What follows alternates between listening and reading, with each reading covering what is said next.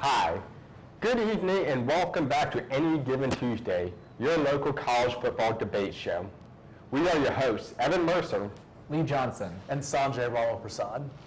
We'll start off with a quick discussion over last week's games and what those results mean for those teams. We'll begin with the Friday night showdown between Stanford and Washington, which is more of a show-off for the Washington team instead. The big question I gathered from this game was Washington dominated on all fronts, 44-6, and offense, defense, special teams. Stanford had no answer. So my big question is this: is Washington a legit playoff contender? I think they definitely are. They really dominated that game, holding Christian McCaffrey to only 49 yards rushing and a team total to 29 yards.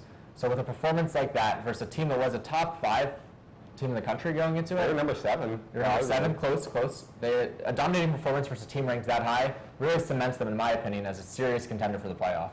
I'm going to have to agree with Lee here. They looked really, really good in this match. Their defense was absolutely smothering, sacking the quarterback almost 10 times and not allowing a single thing to happen in the passing game or the running game. And on offense, they put up 44 points against a defense that was supposed to be one of the better units in the Pac-12.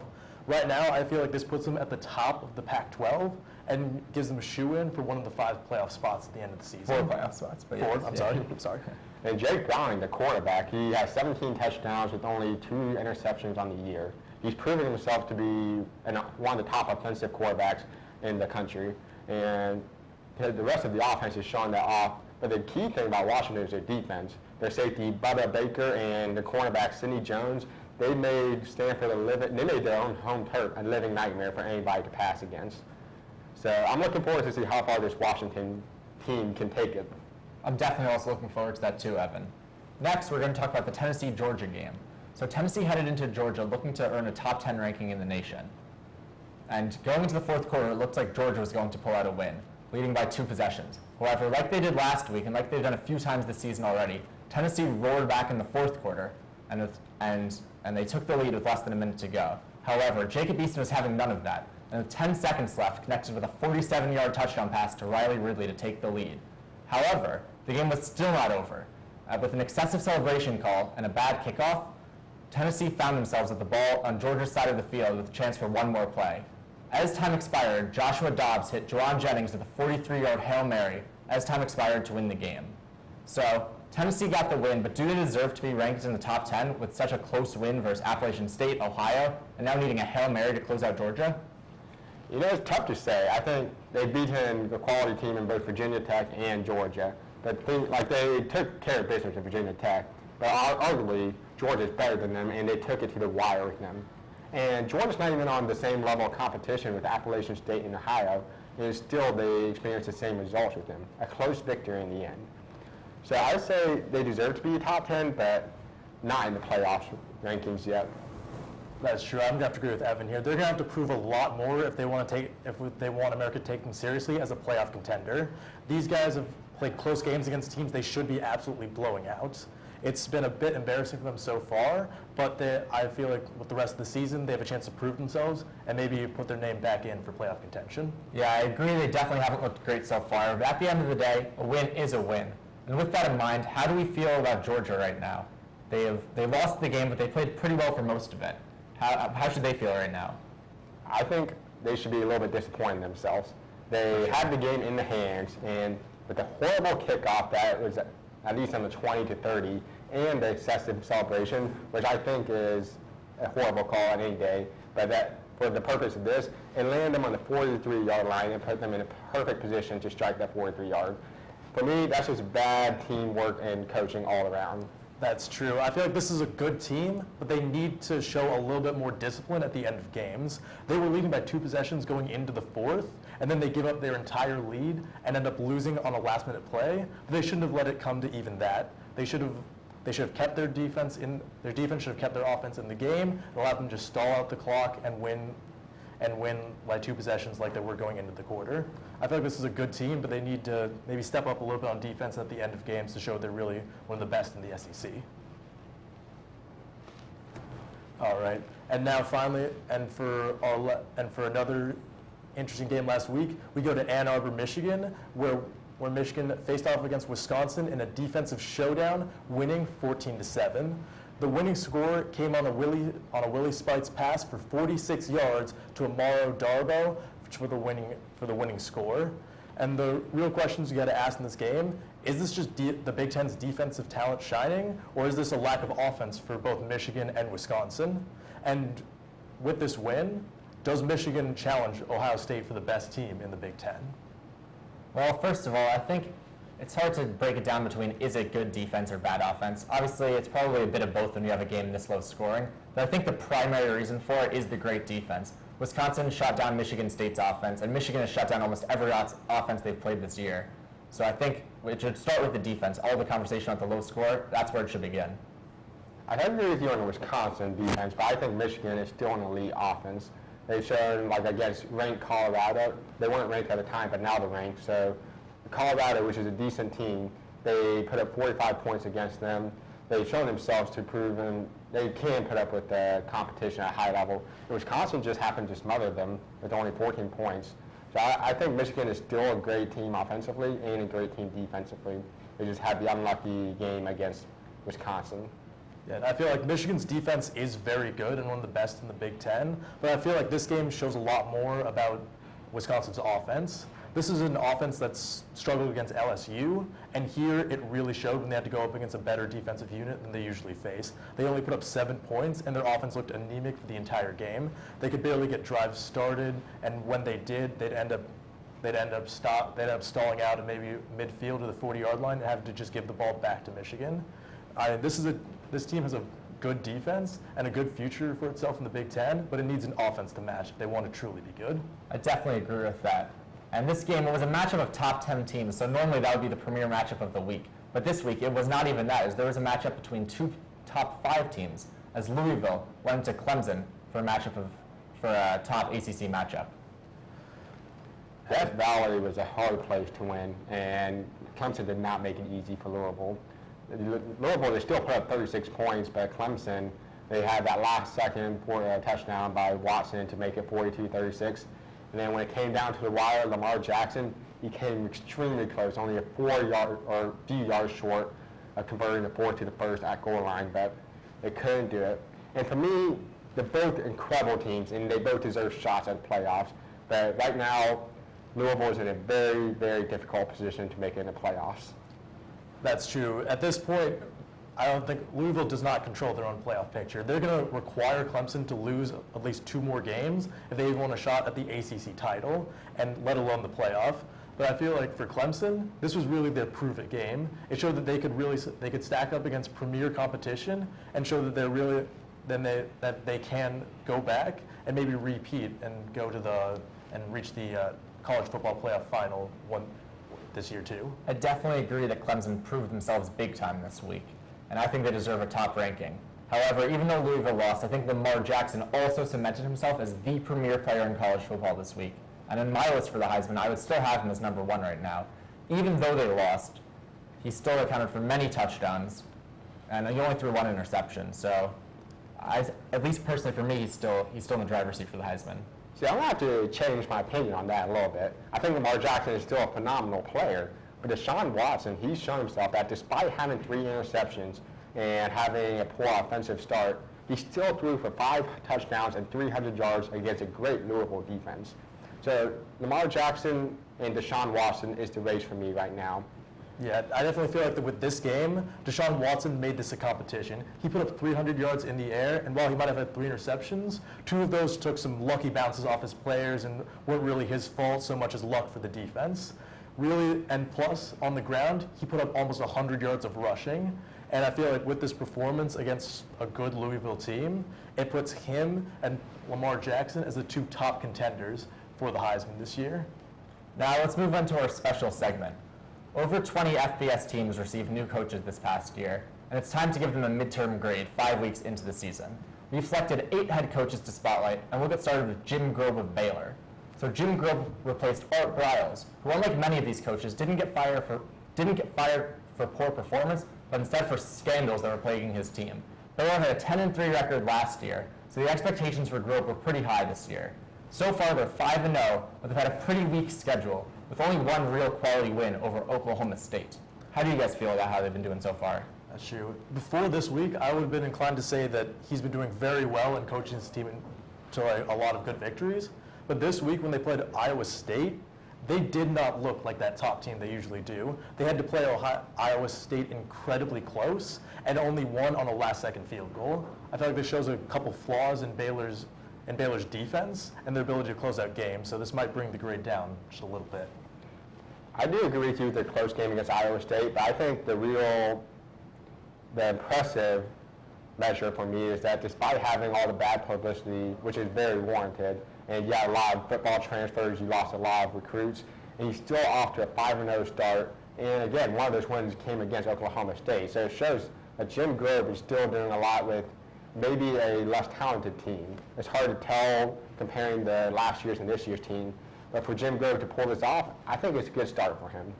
I think it's definitely a good start, and if he can keep this up, it would be a great performance, especially with the team's record that he inherited, not fully explaining how bad of a situation it was. Right now, I'd give him a B+, A-. Would you guys agree with that? Oh, I yeah. agree with it. I'd say a B+ is definitely the grade he deserves. And I think once he gets into a more difficult schedule, he can move himself up to an A depending on how well he plays. Definitely. Up next, we have Kirby Smart from Georgia, and he replaced Mark Richt after a 10-3 season, which sounds kind of surprising, but Mark Richt and the fan base and management of UGA, they've just gotten tired of consistent non-playoffs, non-BCS championship role. They want more than just settling for a 10-3, 11-2 season. They want the championship. They think Kirby Smart can do that. But you have to be a little bit concerned with Kirby Smart and how he's doing so far. He's off to a 3-2 start. He actually started off 3-0 over North Carolina, Nicholls State, and Missouri. But then he got demolished by Ole Miss, and they, again, you talked about it, they barely lost to Tennessee on maybe not a coaching call. That's true, but again, you said that they brought him in wanting to be a playoff contender and a national championship contender, and he did start out the year 3-0, but when he went up against these good teams in the SEC, he lost both games. While the Tennessee game might have been a little bit out of his control, he was winning this game, his team just, with a lack of discipline, ended up losing it. And I say that puts a pretty big dent in his coaching record for this year. Yeah, he inherited a pretty good team. Georgia might be the best team on this list last year, so he had pretty high expectations even though it was his first year. So I would give him a C+ so far. Definitely. He's been a bit above average coaching up this team, but overall the results haven't come in yet, and he's really going to have to put in a lot in the second half of the season if he wants that grade to go up. When you have Nick Chubb and a 5-star quarterback and a 5-star tight end, you have to do a little bit more than lose 14-45 against Ole Miss. You have to do more than that. So I'll agree with the C grade. That's true. And next we go to Illinois, where Lovie Smith, former NFL head coach, replaced Tim Beckman after he went 5-7 last season. And while that might not have been a great record, so far Lovie Smith has not impressed, putting up a 1-3 start, with his only win being over an FCS, Murray State, while losing to UNC, Western Michigan, and Nebraska. What do you guys think so far? So Lovie Smith didn't inherit a great team, but he had much higher expectations than this, and it's definitely disappointing how he's played so far. He has experience coaching one of the top talents in the NFL. You guys think that maybe he can take a little bit more. Like maybe he can beat Western Michigan, Nebraska, and they're ranked teams, so they're already hard to beat. But the other teams, you got to be able to compete against them. That's true. You really can't be blown out in all of these games and only have one win coming against an FCS school. I think with his NFL pedigree and the expectations put on him in the preseason, he's only really earned a D grade for me so far. I agree with that. Next up, we have Barry Odom at Missouri, who replaced longtime coach Gary Pinkel after a 5-7 season last year. Missouri started 2-3 this year, with wins over pretty subpar competition and losses to West Virginia, Georgia, and LSU. And it's one of those situations where did he really inherit a great team, or is he trying to start over again? And he's starting over again. He's blown out their subpar competition. Eastern Michigan and Delaware State, horrible teams, but at least he's not struggling against them. However, in West Virginia, UGA, and LSU, for UGA again, he had opportunity to win that one. But against LSU and West Virginia, he just got torn apart by there. That's not an inspiring start to an SEC team. And while that is true, you said it yourself, he is basically having to rebuild this team after they suffered a lack of talent and a lack of results last year. And so far, he's put up some really good scores against subpar teams. But I think with a little bit of coaching and recruiting, he could really build this. He could build this school back into a top football school in the SEC. But so far, he needs to show some more results than just beating bad teams. So I don't know. It's gonna be an interesting one. I say a C. He hasn't inspired me. I'm thinking he took over a pretty bad team. Missouri was not great last year. I'm thinking maybe B-. I think that's fair. He didn't inherit a good team, but he does need to show at least a little bit of improvement this year if he wants to keep going. Next up, we have Mark Richt from Florida, Miami, Florida. So he replaced Al Golden after an 8-5 year, and even though Miami's a historic power, they've struggled a lot in the last 10 years. So far, Richt is off to a great start, with wins over not great teams other than Georgia Tech, but he is 4-0. I think he deserves an A at this point. I mean, he's not strong against a weak team. His first real competition will be against Florida State, which we'll talk about later. So we'll have a real litmus test to see how far he can carry this team. That's true. His next game is going to be a real prove-it game for this team. But so far, I think he's shown a lot. He's shown a lot of improvement over last year's team. He's not keeping the games against bad teams close. He's beating them well, and he's beating them in a good fashion. I think he definitely deserves this A grade so far. I agree with that A grade. And then we have South Carolina winning the new coach, Will Muschamp. He's been head coach of Florida and Auburn before, and he came into this, a lot of people had high expectations from this, at least improving from the 3-9 season from last year. And people were expecting, maybe we can get to 5 wins, 6 wins, a bowl game maybe. But instead, he's off to a 2-3 start, 1 win coming over Vanderbilt. And I mean, as much as we love this school, you can't say we're a quality football team. And he's got losses against Mississippi State, Kentucky, and Texas A&M. And that's true. While some of the expectations put on him in the preseason might have been a bit over the top, he hasn't shown any improvement with this squad. Like, you'd think with Will Muschamp coming in, he's been a head coach of a lot of good schools and some good teams. I don't think he's done anything in his team. I think his coaching job has been solidly average, and he's just continuing to maybe beat some of the subpar teams he plays and just losing to every real competition he has to face. I think that's fair, but on the other hand, he did inherit a pretty bad team. Steve Spurrier, towards the end of his career, was not recruiting well.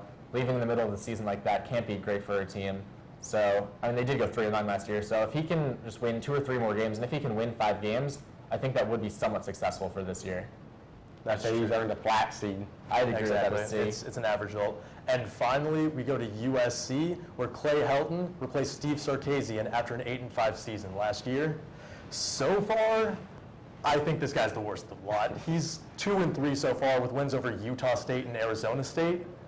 But then there was the horrific loss to Alabama in the season opener, losing 53-6, losing to Stanford, losing to Utah.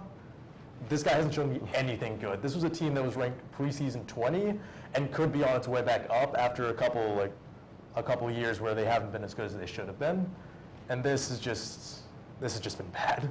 Steve Sarkisian did not lead them in a good place, and like with his coaching style, and it's going to be a while for Clay Helton to really get in touch with them again, from my perception. But I think he deserves a straight up F at this point.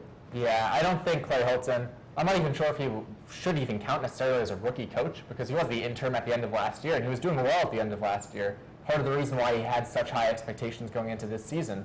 But so far, he's just been terrible, getting outcoached horribly against Alabama and against most of their teams they played. That's true. This guy had a lot of advantages. He had continuity. He had a team that has a lot of raw talent on it. But so far, I think he does deserve that F. We have one more coach, actually, Virginia Tech. We have Justin Fuente, who replaced legendary Frank Beamer, who came off a 7-6 win season and a bowl game victory.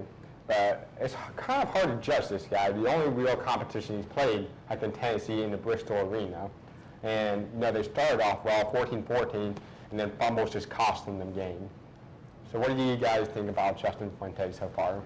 I think that so far, it's just impossible to tell. He hasn't really played any competition on the level of his team, either just beating teams that are much worse than him, and then losing to a number 9 Tennessee team. I think like at this point in the season, you can't really give this guy a grade. You need to wait a couple more games for him to play some like likewise competition, and then we can really see. Yeah, I think it's probably fair to give him an incomplete right now, just based on his body of work so far. He's only played 4 games, most of them against pretty bad teams, so we really can't say anything so far, I would say. Definitely. And then with 5 weeks behind us, it's now time for us to put out our own top 5 rankings. We took votes from each member of our studio and of us, and aggregated them into a single poll. And with our poll, we have Alabama at number 1, Clemson at the 2, Ohio State at 3, Michigan at 4, and then rounding out the top 5, Washington. And the real questions are which of these teams deserve to be there, which don't, and did any teams just deserve to make this top 5 that aren't there? I personally think it's a pretty good top 5 rankings. The order isn't the exact same as I did, but I had those 5 teams in a slightly different order. But overall, I would say this pretty well captures who I think are some of the best teams right now, and some of the teams that are going to be best at the end of the season and are in best position to make the playoff. Definitely. I think that these teams are the teams that are going to be the ones competing for the playoff spots. You have Ohio State and Michigan competing for that Big Ten spot, Alabama looking like the lone SEC champion at this point, and then Clemson, after beating Louisville, is just doing fantastically. And finally, I think Washington looks like it is the class of the Pac-12. Let me tell you all about my favorite team right now, Houston, okay?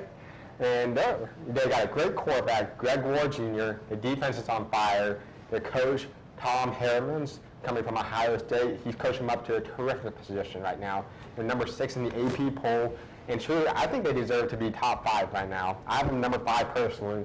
And I think, and you know, this is controversial, but I think Ohio State should be below them. Ohio State at number 6, Houston at number 5. Okay. Ohio State definitely deserves this top 5 spot. This is a team that last year played amazingly and probably should have been to the Big Ten championship and a playoff spot. And over the offseason, they really didn't lose a lot of talent. Only a couple players on the defense, and maybe 1 or 2 in the offense. And so far, they've looked like the exact same team. I think just on that body of work, they deserve this top 5 spot.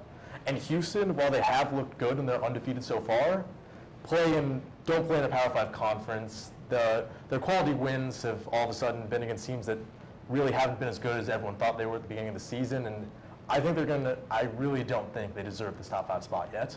I agree with that. I don't think you can say Houston is a top 5 team, for now at least. They'll get a chance to prove themselves when they play Louisville later on in the season. But so far, their premier win is versus Oklahoma, who at the time was ranked 3 in the country, but now is hardly in the top 20. And Ohio State, a team you have 1 spot below Houston, has also played Oklahoma and beat them by an even more convincing margin than Houston. So I'm really not sure how you'd have Ohio State below Houston right now. I'm just really liking Houston right now. And I think Ohio State's a great team, but I just haven't seen them play anyone really solid yet. So, but that's all we have for tonight. We will be on the show every night, or every Tuesday night at 7 o'clock. And this has been Any Given Tuesday. We have been your hosts, Evan Mercer, Lee Johnson, And Sanjay Ramaprasad. and we look forward to seeing you next week. All right.